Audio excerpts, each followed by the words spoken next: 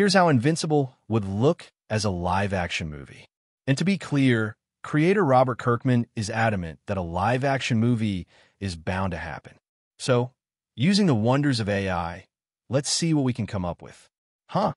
Gang? Let's get to it. First up, Mark Grayson.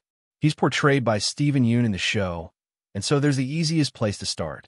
What might Yeun look like as a live-action Invincible? Well, like Steven Yeun in a mask, of course. Seriously, though, I can see it. It's worth noting that Mark isn't defined as Asian American in the comics, but was rather assumed to be by fans. This led to the character being made Korean American in the show. Robert Kirkman essentially heard those fan assumptions and went, sure, okay, why not? Still, since it's been established in the show, we'll stick to Asian American for this casting. Korean-Italian actor and model Alex Landi is perhaps best known for his role as Dr. Nico Kim on Grey's Anatomy. He's got a youthful appearance that could work for Mark. The Taiwanese-American Ian Shin played Eugene Choi in Shazam, and its sequel, Fury of the Gods. At 18, he's the most age-appropriate choice for the character. That said, the adult version of Choi, played by 34-year-old Ross Butler, could also work in the role. Now, at 41 years old, I think you might be too old for the live-action version of Mark Grayson, despite him being a phenomenal actor. Matt props. Alex Landi is perhaps a decade younger and has the look pretty much down, so I'm going to call it there.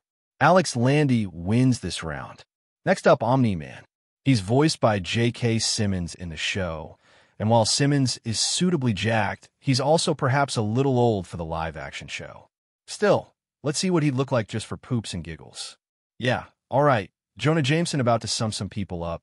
I've seen some folks recommend John Hamm for the role, including our very own Emma Wagner, who previously wrote about the same topic.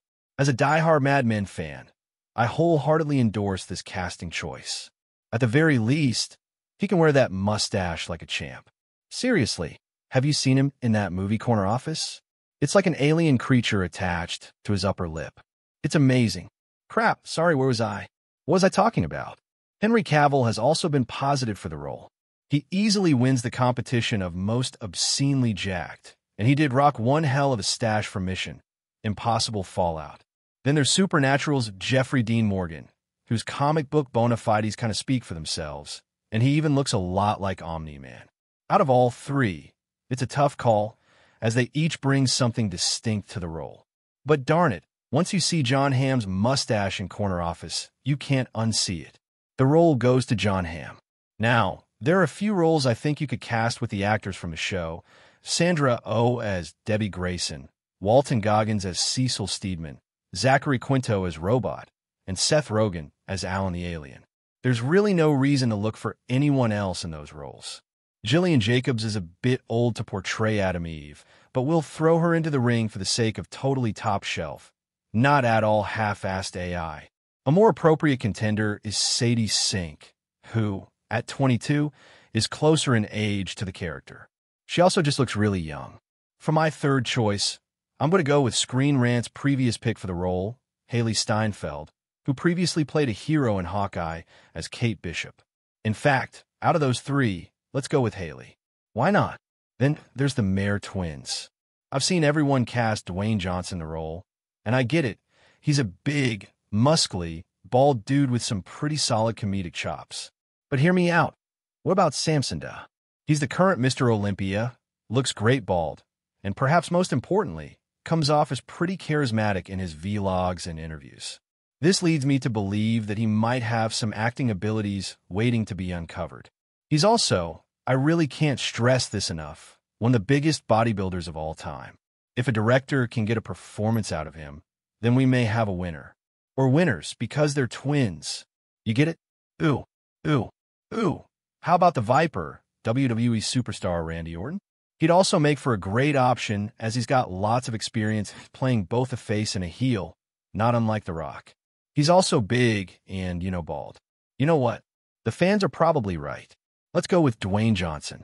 Although I'm telling you, y'all are sleeping on Samson Da. The man's a beast.